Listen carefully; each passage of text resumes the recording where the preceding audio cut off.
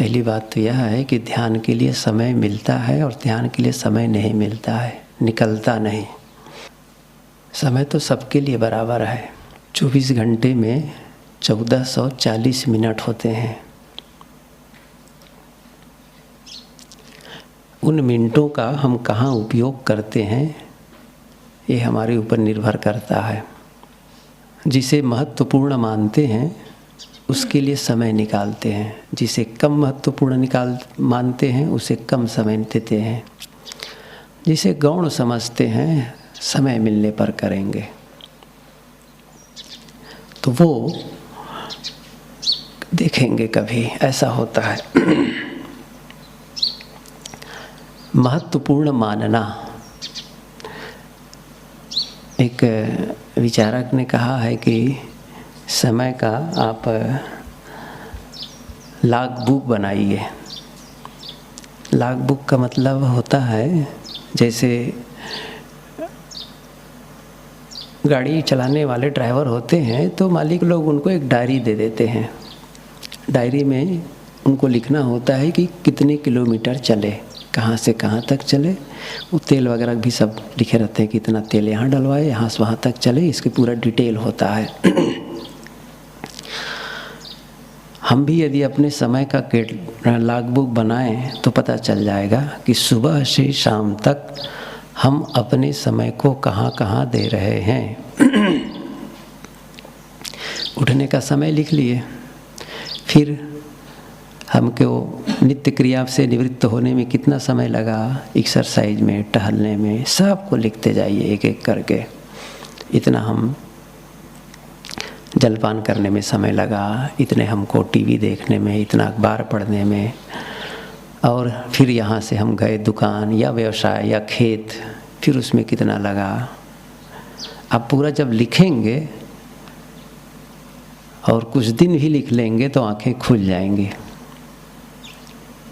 कि सचमुच हम समय का कहाँ निवेश कर रहे हैं और कहाँ उसका दुरुपयोग कर रहे हैं।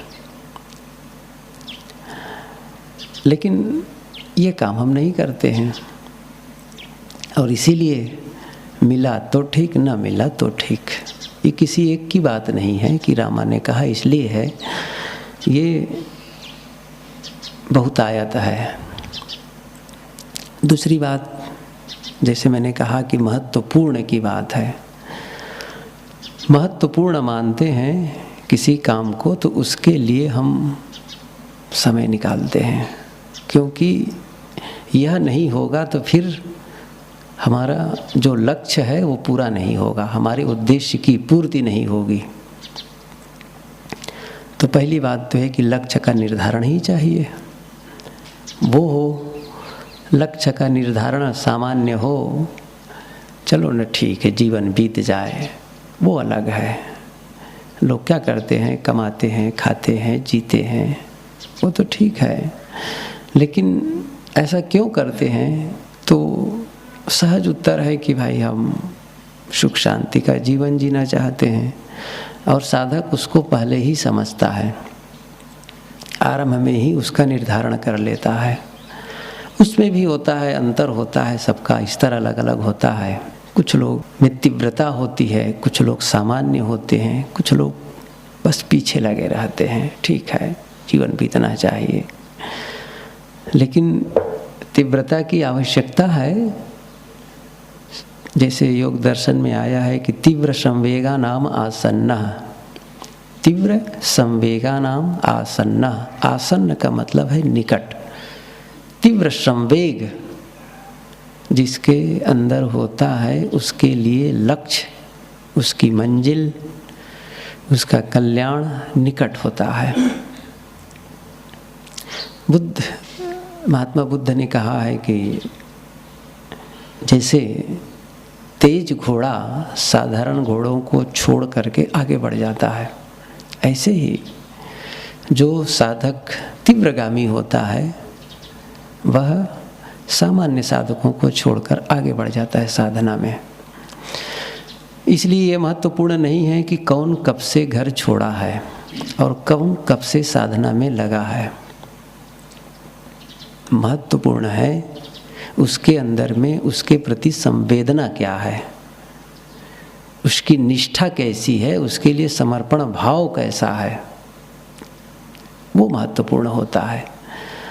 और जब लक्ष्य के प्रति समर्पण भाव होता है तो फिर वो कोई विकल्प नहीं छोड़ता है। हमें बिना विकल्प का व्यक्ति होना चाहिए।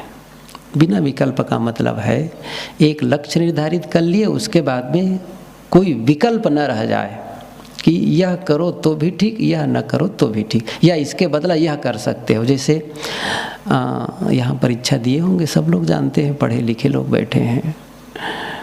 तो जैसे प्रश्न आया 10, तो उसमें कहा गया इन 10 में से 5 को हल करो, या 8 आया तो कहा 8 में से 5। तो विकल्प है आपके पास कि उनमें से कौन कौन बनाएंगे, कौन कौन छोड़ेंगे। इसी प्रकार साधना में भी कल्याण के लिए भी विकल्प नहीं छोड़ना है कि हम साधना करके कल्याण करेंगे तो भी चलेगा और नहीं करेंगे या दूसरा कुछ कर लेंगे तो भी चलेगा। जैसे हम धनी हो गए या फिर मिनिस्टर हो गए, विद्वान हो गए तो भी चलेगा ना, क्या है, कल्याण करना ही थोड़ी ज़रूरी है। तो कहा ना जैसे कि 8 में से 5, तो कोई ज़रूरी नहीं है कि आप किसी एक प्रश्न को कि इसको करना ही करना, कंपलसरी नहीं है, छोड़ो दो, दूसरा बना लो। तो यहाँ ऐसा नहीं है। तो हमें क्या होना है, बिना विकल्प का व्यक्ति, कोई विकल्प ना रह जाए। और जब विकल्प नहीं छोड़ते हैं तब हमारी गति और प्रगति में बहुत अंतर आ जाता है। उस समय हमारी जो शक्ति होगी, हमारे जो क्रियाकलाप होंगे वो अंतर पड़ जाएगा। कहा जाता है एक फौज कहीं विदेशी आक्रमण करना था, एक घटना है, सच्चाई है। तो उस समुद्र का कुछ हिस्सा पार करके जाना था जहाज़ में बैठ करके। तो पूरी फौज जहाज़ में बैठती है और आगे जा कर के उनको विजयी होना था। एक छोटा सा टापू थोड़ा देश था, उसमें लड़ाई करनी थी। तो जब फौजी नज़दीक बंदरगाह के पहुंचते हैं, किनारे तट पे पहुंचते हैं, देखे कि वहाँ तो बड़ी भीड़ है फौजियों की, सिपाहियों की, बहुत ज़्यादा। सभी परेशान होने लगे कि हम कैसे जीत पाएंगे थोड़े लोग। कमांडर ने कहा, उतरते ही सबसे पहला काम उन्होंने कहा कि जहाज़ में आग लगा दो। तो क्या किया उन्होंने, जहाज़ में पहले आग लगा दी। अब जो वापस जाने का जो विकल्प था, यदि हम हार गए किस प्रकार या बच गए तो भागो इसी जहाज़ से बैठ करके वापस। तो उन्होंने क्या किया, पहले विकल्प को ख़त्म कर दिया, जहाज़ में आग लगा दी। और जब आग लगा दिए उसके बाद फौजियों को क्या दशा होगी।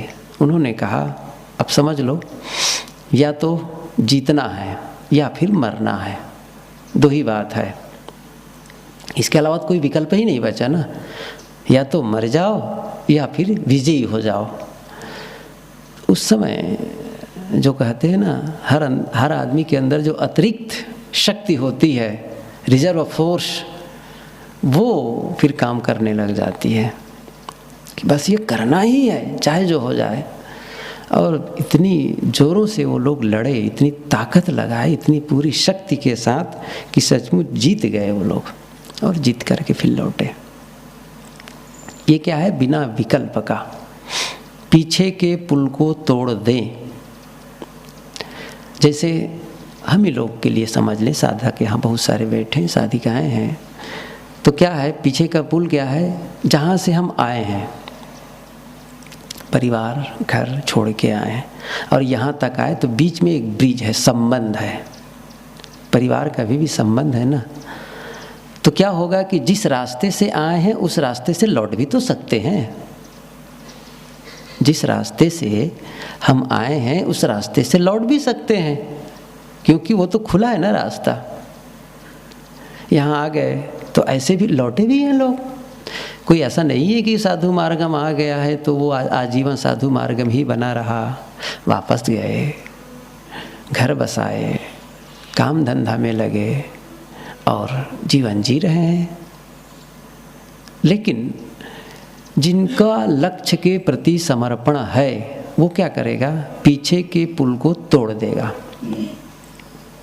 उसका क्या काम होगा? पीछे जिस पुल से, जिस रास्ते से आए उस पुल को तोड़ दिए, तो क्या हुआ फिर? अब पीछे जाने का रास्ता ही नहीं है, केवल आगे बढ़ना है, केवल आगे बढ़ना है, बस इसके अलावा कोई काम नहीं है। तो बिना विकल्प का हो तो ध्यान का भी कोई विकल्प नहीं है। ध्यान न करो तो उसके बदले में आप स्वाध्याय कर लो, सत्संग कर लो, या फिर घूम टहल लो, कहीं पर आप योगासन प्राणायाम कर लो। ये विकल्प नहीं है उसका। ध्यान का कोई विकल्प ही नहीं है।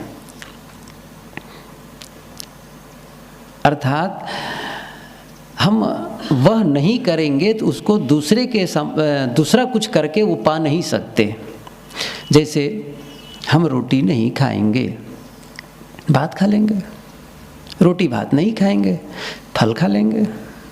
कुछ लोग होते हैं कि कोई बात नहीं, मत खाओ, अन्न न खाओ, फल न खाओ, दूध पी के रहते हैं। सूरत में एक आश्रम है, कौन सी जगह वो जाते हैं, वो नदी किनारे, वो एक महात्मा रहते हैं लाल कपड़ा वाले, हाँ, तो गलतेश्वर, हाँ, तो गलतेश्वर में कबीर आश्रम है, बढ़िया जगह है, बिल्कुल नदी किनारे ताप्ती के। तो वहाँ एक संत रहते हैं, रामदास जी, स्वामी रामदास हैं, कबीरपंथी ही, लाल कपड़ा पहनते हैं, दाढ़ी है, काफ़ी उम्र मेरे ख्याल से 65-65 से ऊपर होनी ही चाहिए, 70 के लगभग।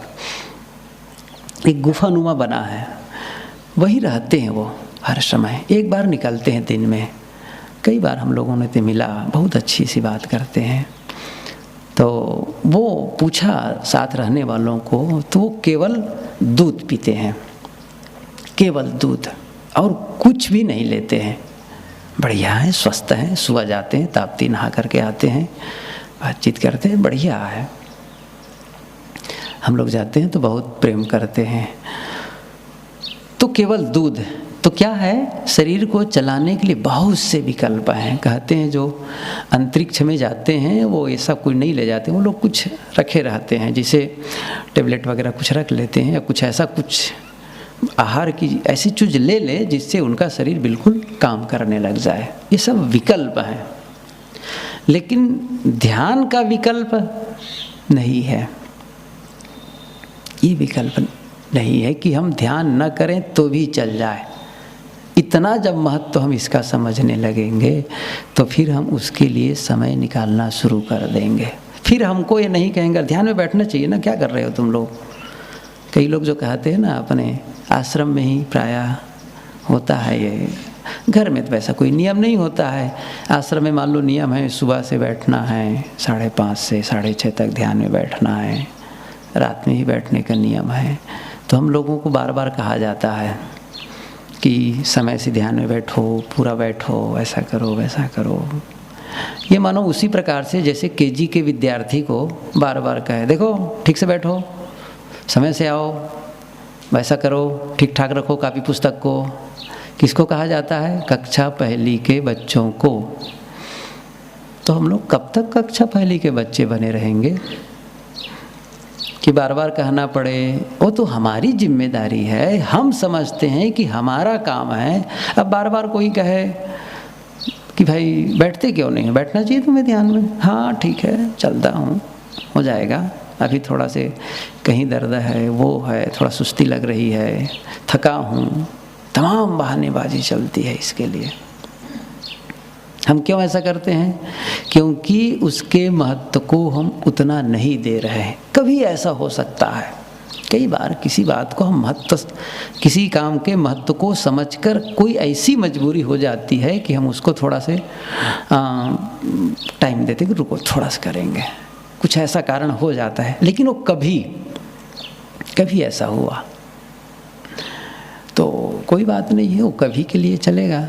लेकिन हमारे मन में बहानेबाजी जो आती है ना, जो हम सोचते हैं कि टाल मटोली वाला काम, वो हमारे लिए भयंकर नुकसानदेह है। किसी भी साधक के लिए, साधिका के लिए, वो जो अपने महत्वपूर्ण काम को भी आगे टाल रहा है, शायद ये भरोसा हो कि अभी तो समय बहुत ज़्यादा है, कहाँ जीवन में अभी हम मरे जा रहे हैं कि मौत सामने खड़ी है। ये भी हो सकता है। या फिर ये भी हो सकता है कि क्या रोज़ करना ज़रूरी है, तो हो ही रहा है, स्वाभाविक अपने आप हो जाएगा वो, इसके लिए क्या हड़बड़ी करनी है। तो फिर उसके लिए भी वो वही बात रहेगी, उसको जल्दीबाजी नहीं रहेगी। तो कहेगा कि जैसे मैंने कल कहा था कि सातत्यता, निरंतरता ये जरूरी है। भाव तो हो, कम से कम उसके प्रति संकल्प भाव हो ना, ये महत्वपूर्ण है कि मुझे करना है, ये मेरा काम है। क्या हम ध्यान करते हैं, साधना करते हैं, तो किसी के ऊपर एहसान लादते हैं, किसी का हित करते हैं कि अपना हित करते हैं? गुरुदेव जी कहा करते हैं कि हम सब करुणा के पात्र हैं, कृपा के पात्र हैं, आदर और सम्मान के पात्र नहीं हैं। हमारा आदर क्यों हो, हमारा सम्मान क्यों हो? हम क्यों माने कि हमारा सम्मान हो? हमने कौन सा ऐसा अच्छा काम कर दिया है, कौन सा हमने समाज का हित कर दिया है जिससे लोग हमारा सम्मान करें? क्या किया है हमने? हमने तो ऐसा कुछ किया नहीं है कि जिससे हमारा लोग सम्मान करें, आदर करें, पूजा करें, वंदन करें, हमको बड़े माने। हम किस मामले में बड़े हो गए भाई? इसलिए हमें क्या करना है? हमें समझना है हम सम्मान के पात्र नहीं हैं, हम कृपा के पात्र हैं, हम करुणा के पात्र हैं। सम्मान तो उनका होना चाहिए जिन्होंने समाज के लिए, देश के लिए कुछ किया हो।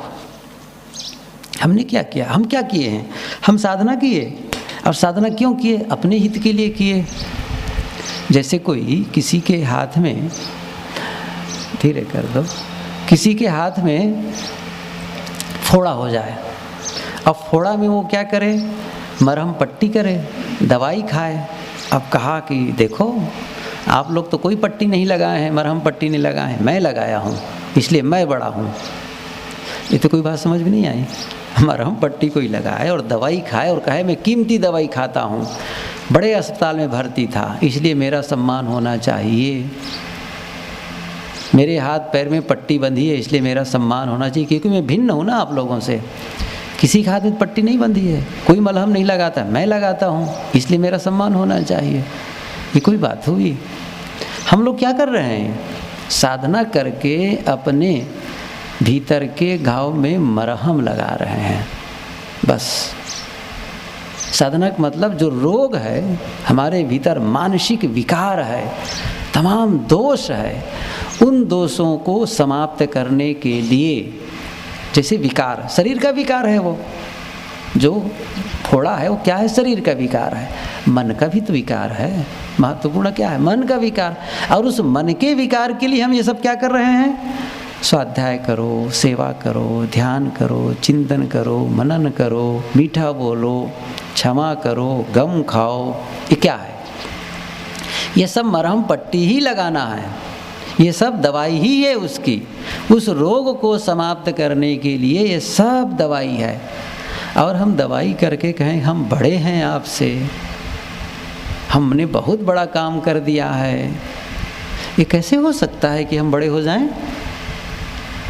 नहीं, वस्तुतः जब साधक यह संकल्प लेता है कि मैं साधना के लिए समर्पित हूँ, मैं साधना के, मुझे करना ही है ये काम, और ऐसा जब संकल्प लेता है ना, तब क्या होता है? तब उनके ऊपर गुरु की कृपा भी होने लगती है। ये ध्यान दीजिए, गुरु की कृपा और गुरु का स्नेह पाने के लिए हमें गुरु के प्रति समर्पण होना पड़ेगा। समर्पण ही वह एक मूल्य है, कहना चाहिए समर्पण ही वह मूल्य चुकाते हैं जिससे हमको उनका स्नेह मिलेगा, उनकी कृपा मिलेगी। कैसे मिलेगी? आखिर कुछ पाने के लिए कुछ देना पड़ेगा ना। कहीं भी जाते हैं पहले हम मूल्य चुकाते हैं। क्या साधना में भी हमको मूल्य नहीं चुकाना पड़ेगा? अब सोचिए इस चीज़ को आप। सबसे ज़्यादा मूल्यवान, सबसे ज़्यादा क्या माना जाता है? मोक्ष और कल्याण ना, मन की शांति को किसका मूल्य ज़्यादा है? हम लोग सब यदि अभी तक ये विश्लेषण करके आए हैं, ये एनालिसिस करके आए हैं यहाँ तक के कि दुनिया में जितना काम है उससे सबसे ज़्यादा महत्वपूर्ण काम क्या है? साधना। और उसका फल क्या है? मोक्ष का। जो कहा जाता है अर्थ, धर्म, काम और मोक्ष, तो सबसे बड़ा क्या है? ये मोक्ष ही महत्वपूर्ण है, जिसके लिए सारे कार्य व्यवहार होते हैं। सब कुछ, सारे अध्यात्म, जितने सद्ग्रंथ हैं, जितने धर्म के मत पंथ हैं, सारे क्रियाकलाप क्यों? कल्याण के लिए। यही पुरुषार्थ है। जीव क्या पुरुषार्थ क्या है? कैवल्य। पुरुषार्थ शून्यानाम गुणानाम प्रतिप्रस्व कैवल्यम, योग दर्शन का अंतिम सूत्र है। वहाँ पर पुरुषार्थ शून्य हो जाता है, पूर्ण हो जाता है। जब जीव का कैवल्य हो जाता है, दुख निवृत्त हो जाता है। यही सांख्य दर्शन का पहला ही सूत्र है। पुरुष का पुरुषार्थ क्या है? उसका वही है दुख निवृत्ति, आत्यांतिक दुख निवृत्ति, यही उसका पुरुषार्थ है। तो वो सबसे बड़ा काम, तो सबसे मूल्यवान चीज़ के लिए हमें कीमत कितनी देनी होगी? साग भाजी लेने जाओ तो उसकी कीमत कम, हीरा लेने जाओ उसकी कीमत ज़्यादा। तो जितना ज़्यादा मूल्यवान है उसकी कीमत ज़्यादा। तो वो दुनिया में जो सबसे ज़्यादा मूल्यवान है उसके लिए हम कीमत कितना चुका रहे हैं? तो पता चल जाएगा कीमत तो हम चुका ही नहीं पा रहे हैं। जो कीमत हमें चुकाना चाहिए वो हम क्या चुका पा रहे हैं? और ये नियम है, पहले कीमत चुकाओ तब फल पाओ। जैसे आप लोग ऐसे भी, आप लोग तो शायद नहीं जानते होंगे, एक को कहते हैं कैफेटेरिया और एक होता है रेस्टोरेंट। हम लोग जब पढ़ते थे राजनांदगांव में तो एक है होटल, बहुत कुछ लोग राजनांदगांव जाने वाले जानते हैं, मानव मंदिर। तो उसका दो सिस्टम था। एक तो केबिन बना होता था, वहाँ जा कर के बैठ जाते थे, वेटर आता था, वेरा आता था, उसको ऑर्डर दे दो, कुछ कार्ड वगैरह भी रखा रहता मेनू, उसमें बता दो कि ये सामान चाहिए, तो वो ला करके दे देता। और जब अंतिम में बिल लाता तो उसमें केबिन चार्ज भी लगा होता, जो वेटर ने काम किया उसका लगा होता था। दूसरा होता था काउंटर बने होते थे, पैसा दो, सामान लो और खड़े होकर या बैठकर कहीं खा लो। ये दो सिस्टम होता था। तो कैफेटेरिया में होता है, जा करके पहले पैसा दे दो, पहले पैसा दे दो, उसके बाद सामान लो और खाओ। पहले कीमत चुकाओ, पहले क्या करना? कीमत चुकाना। दूसरा है कि पहले खा पी लो ठीक से तब कीमत चुकाओ। तो यहाँ उल्टा, यहाँ नहीं होने वाला है। ये कहो पहले आपको मोक्ष दे देते हैं, पहले आपको हम कल्याण कर देते हैं आपका, उसके बाद आप चुकाते रहना। तो मैं समझता हूँ कोई चुकाएगा भी नहीं, तो हो ही गया ना काम, क्या ज़रूरत है? बड़े स्वार्थी हम लोग हैं, बहुत बहुत स्वार्थी हैं, नहीं देना चाहेंगे। इसलिए नियम है कुदरत का, पहले कीमत चुकाओ। किसान पहले कीमत चुका देता है। अभी फसल नहीं कटी है लेकिन उसके पहले बीज डाल दिया और कठिन परिश्रम किया, पूरा परिश्रम करता है, तब जाके फसल काटता है। साधना के क्षेत्र में भी यही है, पहले कीमत चुकाओ। कीमत नहीं चुकाएंगे तो वह फल नहीं मिलेगा जिसके लिए आप प्रतीक्षारत हैं, जिसे आप चाहते हैं। हम सब जो चाहते हैं वो फल नहीं मिलने वाला है। तो मैंने कहा ना, यदि गुरु का स्नेह चाहिए, गुरु की कृपा चाहिए, तो पहले कीमत चुकाएं। वो कीमत है समर्पण। अधूरापन है समर्पण में। ये उदाहरण कई बार आप लोगों के बीच दिया हूँ कि जितना बड़ा विराट के प्रति समर्पण होगा तो उसका अलग ही महत्व है। क्षुद्र के प्रति कोई समर्पण होता है उसका कोई महत्व नहीं है। कहा जाता है अकबर के समय एक कवि था तानसेन, उनको बहुत महत्व दिया जाता था। शायद जहाँ तक मैं जानता हूँ 9 रत्नों में भी उनकी गिनती थी। अकबर के जो 9 रत्न थे, मैं इसको कन्फर्म नहीं कहता हूँ लेकिन जहाँ तक मैं ख्याल के अनुसार कहता हूँ, तो बहुत अच्छा वो कवि थे, गायक थे, बढ़िया गाते थे। तो एक दिन अकबर के मन में जिज्ञासा हुई कि तानसेन इतना अच्छा गाते हो तो निश्चित है तुम्हारे गुरु होंगे और वो तो और बहुत अच्छे गायक होंगे, बढ़िया कलाकार होंगे। कि राजन हाँ मेरे गुरु हैं। कहाँ है वो? उन्होंने कहा कि मथुरा, शायद वृंदावन में गए, उधर हैं, नाम है हरिदास, अभी हैं। तो ऐसा करो ना, अपने गुरु का गीत सुनाओ, उनसे गवाओ। कहनो लेकिन गाएंगे नहीं आपके सामने। लेकिन क्यों? ऐसे नहीं गाते हैं वो किसी के सामने, उसको गवाया नहीं जा सकता है, वो स्वतः गाते हैं, उसे कह के गवाया नहीं जा सकता है। बड़ा कठिन है। सम्राट किसी की हत्या तो कर सकता है लेकिन अपने अनुसार काम नहीं करवा सकता है। जहाँ तक के ऐसे लोगों को जो स्वाभिमानी हैं, ऐसे लोगों को, आखिर हमारे देश में आज़ाद वगैरह के लिए, भगत सिंह वगैरह के लिए कहा ही जाता है कि उनको लोग फांसी पर चढ़ा दिए लेकिन उनको अपने अनुसार नहीं कर पाए अंग्रेज लोग। ऐसे ही उन्होंने कहा कि वो गाएंगे नहीं तो कैसे होगा, वो कभी ऐसी परिस्थिति आएगी तो स्वतः वो वैसा करेंगे। तो कहा लेकिन कुछ तो लगाओ, व्यवस्था करो। कहे ठीक है चलते हैं, प्रयास करते हैं।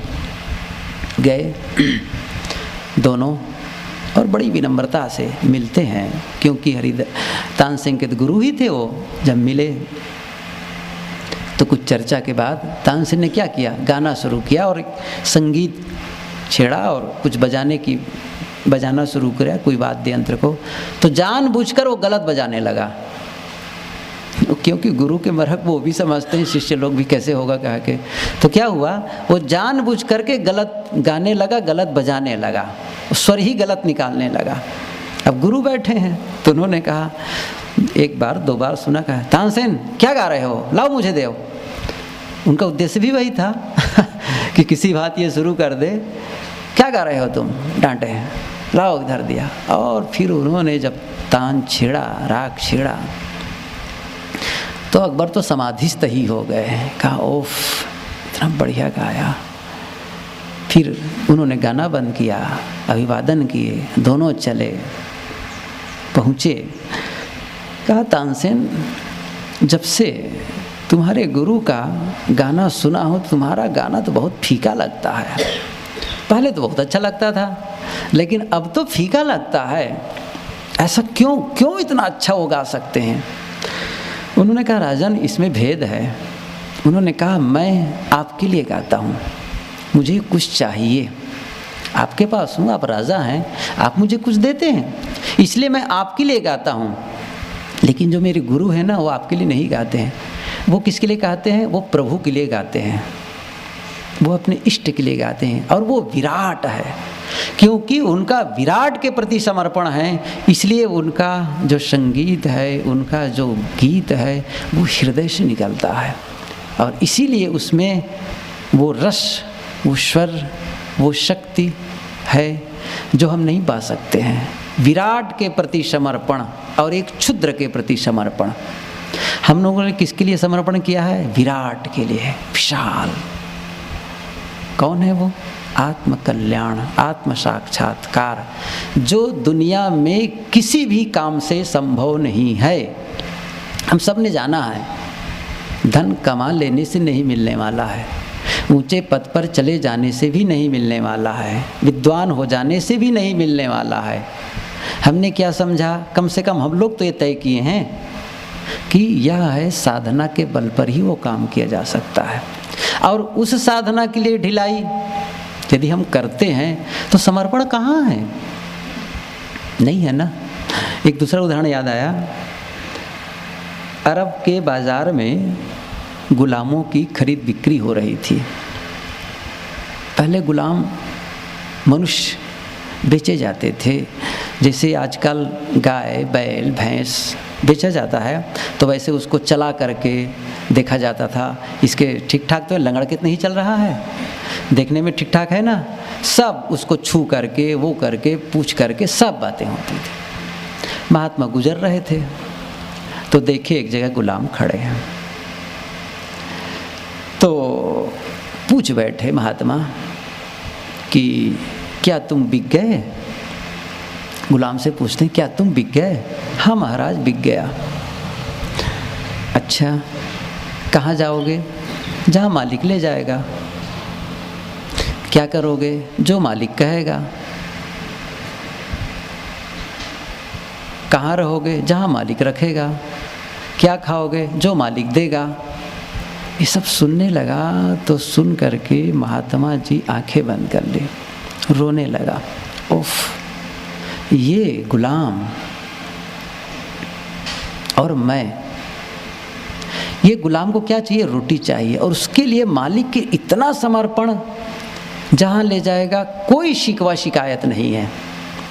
एक शब्द भी नहीं कहा कि मैं ऐसा करूँगा वैसा करूँगा। कहाँ जाएंगे? जहाँ मालिक ले जाएगा। क्या करोगे? जो मालिक कहेगा। कहाँ रहोगे? जहाँ मालिक रखेंगे। क्या खाओगे? जो मालिक देगा। जैसे उनका मन है ही नहीं, कुछ भी अपनी ओर से डिमांड ही नहीं है, मांग ही नहीं है।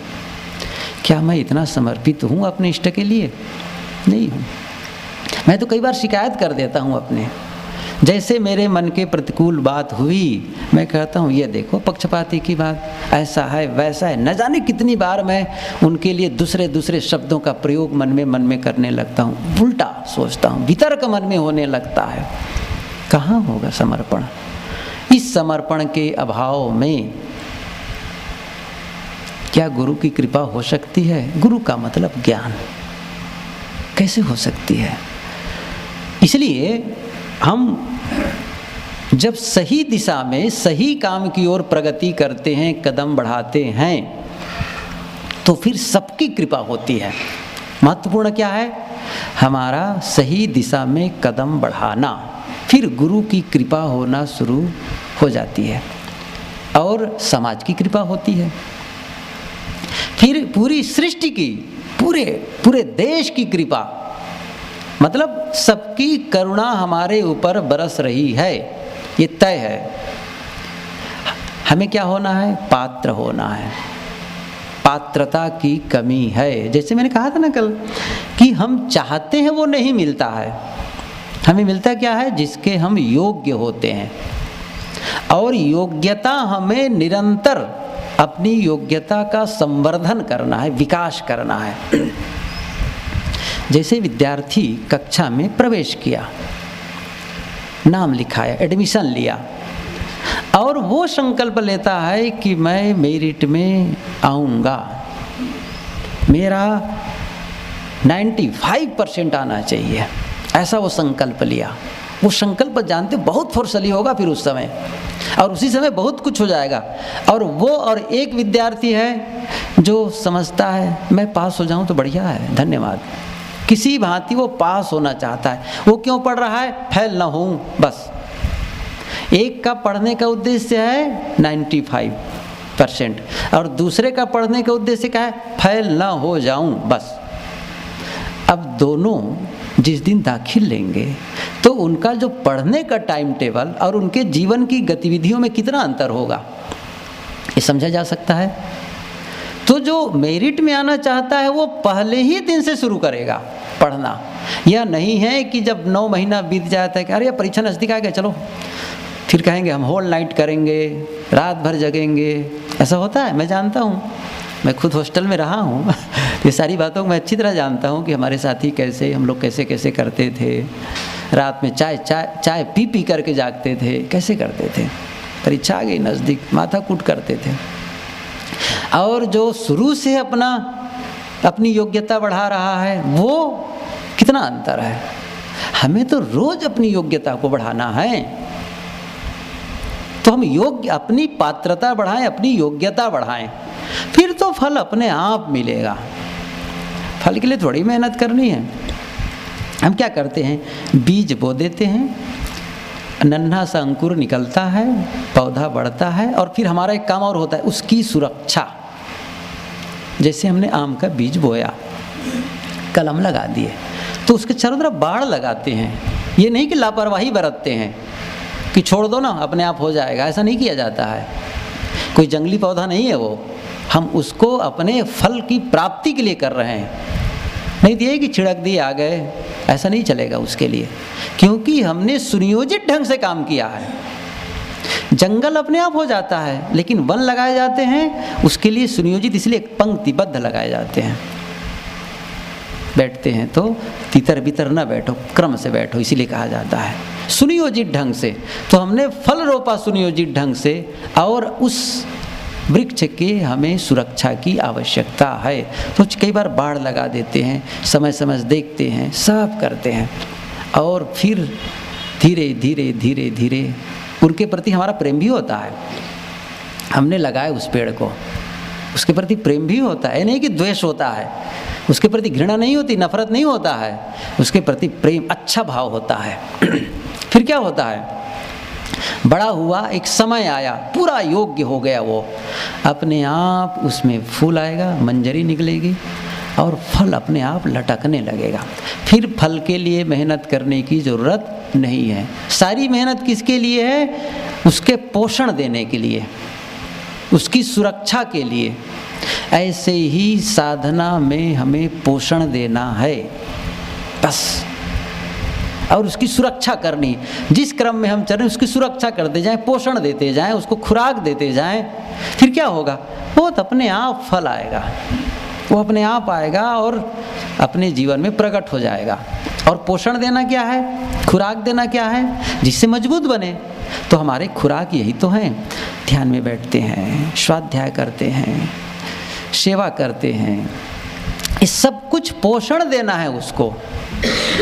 क्या है पोषण, जैसे शरीर के लिए कहते नहीं, इतने विटामिन, इतने प्रोटीन, इतने मिनरल, इतने फैट्स चाहिए, ये सब बताते हैं। डॉक्टर को बताएं, भाई तुम्हारे में B12 कम है, तुम ये इंजेक्शन लगाओ, ये चीज़ खाओ।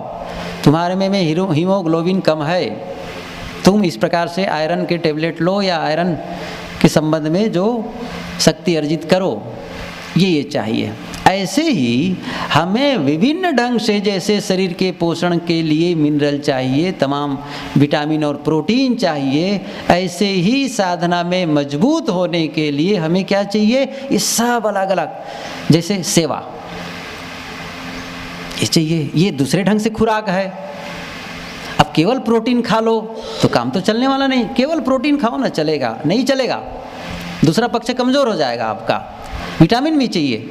आप कहो हम केवल सेवा करेंगे, सुबह से शाम तक खटेंगे, हमको सब अच्छा कहेंगे, ठीक कहते हैं, कहेंगे ज़रूर, लेकिन क्या हुआ, वो एक पक्ष तुम्हारा हुआ, अर्थात केवल प्रोटीन आप डोज ले रहे हैं।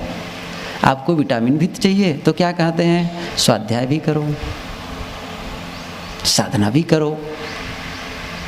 तब फिर और बातें हैं सहयोगी, मीठा भी बोलो, क्षमा भी करो। ये सब क्या है, विभिन्न ढंग से शरीर को पोषित करने के लिए विभिन्न प्रकार के आयाम, ढंग चाहिए, स्रोत चाहिए। वो जिस स्रोत से मिले वो सब लेना है, तब जाकर के हम साधना में परिपक्व होते हैं और उस ऊंचाई में जाते हैं। तो प्रारंभ हुई थी बात कि जिस चीज़ को हम महत्व समझ देते हैं, जिसके लिए बेहद महत्वपूर्ण, जिसको हम मान लेते हैं, उसको प्राथमिकता देते हैं, उसको रेफरेंस, उसको फर्स्ट, उसका पहला काम ये, बाकी काम तो उसके गौण हैं, बाकी क्या है उसके सहयोगी हैं। और सही कहा जाए ना, एक भगवान मानने वाले लोग एक अच्छी बात कहते हैं, ईश्वरवादी लोग कहते हैं कि, और भी बहुत सी बातें कहते हैं, फिर अंतिम में कहते हैं भगवत अर्थ काम, भगवत अर्थ। और हम लोग क्या कहें उसको, कल्याण के अर्थ, साधना के अर्थ के काम। मतलब जो भी आप काम करें वो उसमें पूछिए ऐसा मैं क्यों कर रहा हूँ, ये मैं साधना की परिपक्वता के लिए, मन की शांति के लिए जो भी काम करें वो सब उसी की ओर हो, सारी गतिविधि उसी के लिए हो। कोई भी काम आप करें, कोई भी, जैसे कोई कह सकता है कि मैं सुबह घूमने जाता हूँ, मॉर्निंग वॉक में जाता हूँ, इससे मतलब क्या है? साधना से है, बिल्कुल है। वो इसलिए है, आसन प्राणायाम जो भी आप करते हैं वो क्यों है? क्योंकि आप शरीर को स्वस्थ बनाए रखते हैं, और शरीर एक साधन है साधना के लिए। और साधन ही सही नहीं होगा, जैसे आपको लकड़ी काटने के लिए कहा गया, कुल्हाड़ी दे दी गई, कुल्हाड़ी में धार ही नहीं है, बेठी ही नहीं है, साधन ही सही नहीं है, अब लकड़ी आप कैसे फाड़ेंगे? नहीं फाड़ सकते हैं ना। भोजन बनाने के लिए कहा दिया गया, लकड़ी है ही नहीं, ईंधन है ही नहीं, बर्तन ही नहीं है, चावल दाल ला के रख दे, लो वो बनाओ खाओ, ये कैसे हो सकता है? साधन है, शरीर साधन है, तो साध्य के लिए साधन को हमें सही रखना पड़ेगा, ये हमारी जिम्मेदारी है, ये हमको करना है। इसलिए वो क्या है? वो भी कल्याण में सहायक है, वो किसी न किसी रूप में, जैसे गुरुदेव जी कहा करते हैं, 1 करोड़ की मशीन ले आओ और उसमें से खास जगह का नट बोल्ट जो केवल 25 रुपये की है, यदि आप खरीदने जाओगे तो ज़्यादा नहीं, 25 रुपया या 100 रुपये कितना मिलेगा? 1 करोड़ की मशीन रुक जाएगी उस 100 रुपये के नट बोल्ट के अभाव में। 100 रुपये क्या महत्व रखता है करोड़ रुपये में? लेकिन उसी नट बोल्ट के लिए छोटा सा साइकिल चलाते हैं, छोड़िए इन बातों को, साइकिल चलाते हैं, हवा भरते हैं ट्यूब में, और उसका केवल एक 50 पैसे अब मिलता होगा, वाल ट्यूब होता है ना, वाल ट्यूब, वही भरना रहे, निकल जाए या कट जाए। कई बार होता क्या है, हम लोग यही करते थे, साइकिल चला देते, वाल ट्यूब कट जाता था, उसके लिए हवा ही निकल जाती थी, अब उसके लिए चलो 2 किलोमीटर, क्या निकल गए उसमें? और कितने मिलता था? 10 पैसे मिलता था पहले, ज़्यादा नहीं लगता था, केवल 10 पैसे में। और वो 10 पैसे के अभाव में, 10 पैसे के सामान के अभाव में 1000 रुपये की गाड़ी खड़ी है, तो आप उसको महत्वहीन कैसे मान सकते हैं? ऐसे ही हमारे हर गतिविधि हमारे लक्ष्य की पूर्ति के लिए हो। इसीलिए ध्यान शिविर में जब एक प्रश्न करता हूँ, आप बुद्धिमान है या मूर्ख? इस पर यही बात आती है। बुद्धिमान का मतलब है आप अपने कोई भी काम करते हैं, जो भी जीवन में काम करते हैं, वह लक्ष्य प्राप्ति के लिए करते हैं, तभी आप बुद्धिमान हैं। सुबह 4 बजे उठते हैं, क्यों उठते हैं? लक्ष्य प्राप्ति के लिए, उद्देश्य है। उठेंगे 6 बजे, क्या रखा है हमारा? नहीं, लेकिन यह नहीं करेंगे तो हमारा लक्ष्य प्राप्त नहीं होगा, क्योंकि आश्रम के नियम है, और आश्रम का नियम पालन करना हमारा धर्म है। इस समय हमारा जो धर्म है ये है। तो मैं कह रहा था कि कोई भी गतिविधि हो, जितने भी क्रियाकलाप हैं, हमारे एक निश्चित स्रोत के लिए, जैसे उदाहरण सुकरात के लिए, शायद सुकरात से किसी ने पूछा कि मैं आल्पस की चोटी पर जाना चाहता हूँ, क्या करूँ? युवा ग्राह पूछा, आल्पस की चोटी पर जाना चाहता हूँ, इसके लिए मैं क्या करूँ? सुकरात ने कहा, यदि तुम आल्पस की चोटी पर जाना चाहते हो और इस संकल्प लेते हो, तो अब से तुम्हारा हर कदम आल्पस की चोटी की ओर बढ़ना चाहिए, हर कदम बढ़ना चाहिए। हमने क्या संकल्प लिया है? ये साधारण संकल्प नहीं है। क्या? मोक्ष, जो दुनिया का सबसे बड़ा काम माना जाता है, कल्याण, मन की शांति। और हमारा कदम हर कदम जाएगा तब तो हम अपने दिन भर के जितने भी एक्टिविटीज़ हैं, जितने भी क्रियाकलाप हैं, उसमें ये जांचें, परखें, क्या यह मेरे लक्ष्य प्राप्ति के लिए सहयोगी है? तो पता चल जाएगा। हम बहुत से काम ऐसे करते हैं जो लक्ष्य के प्राप्ति के लिए सहयोग नहीं करता है, बल्कि कई बार वो पीछे खींचता है। एक गाड़ी हो, उसके दोनों तरफ बैल को नाथ दें, आगे भी पीछे भी, तो गाड़ी क्या स्थिति होगी? एक बैल जान लो बलवान है तो दूसरा बैल कमज़ोर है, तो कई बार तो खींच ही देगा ना। कई बार आप लोग, मैं छत्तीसगढ़ में देखता हूँ, जो गाड़ी होती है ना, जैसे जिसमें सामान लाते हैं, भैंसा को ना देते हैं, कई बार बैल को भी, भैंसा को देखो, दोनों अपनी तरफ से ऐसे खींचा करते हैं, शायद आप लोग देखे होंगे। एक तरफ ये खींच रहे हैं, एक तरफ वो खींच रहे हैं, और सामने चलना भी होता है। कई बार सोचता हूँ कितनी एनर्जी लॉस करते हैं सब। सहज ख्याल करिए, दोनों खींच रहे हैं अपने अपने तरफ में, और आगे चलना भी है। आराम से चले, रिलैक्स हो करके, तो बहुत एनर्जी बच जाए। ऐसे ही हम लोग अपनी बहुत सी एनर्जी पीछे खिंचवा देते हैं। वो क्या है? अनावश्यक काम करके। आखिर हमारे पास शक्ति का तो एक निश्चित स्रोत है ना, कहते हैं ऊर्जा का निश्चित भंडार है इस पूरी प्रकृति में, और हम उसको निरंतर खर्च किए जा रहे हैं। एक समय आएगा जब एनर्जी रहित हो जाएंगे। भले अब आजकल के वैज्ञानिक सोच रहे हैं, सोलर पैनल देख रहे हैं, या फिर वो क्या पवन चक्की सब निर्माण कर रहे हैं, बात ठीक है, वैकल्पिक व्यवस्था कर रहे हैं, लेकिन हमारे अंदर तो एक निश्चित शक्ति है। उस शक्ति को हम कहाँ लगा रहे हैं, इस पर निर्भर करता है। तो शक्ति हमारी लगे साधना में, कल्याण में, तब फिर हम अपने लक्ष्य को पा लेंगे।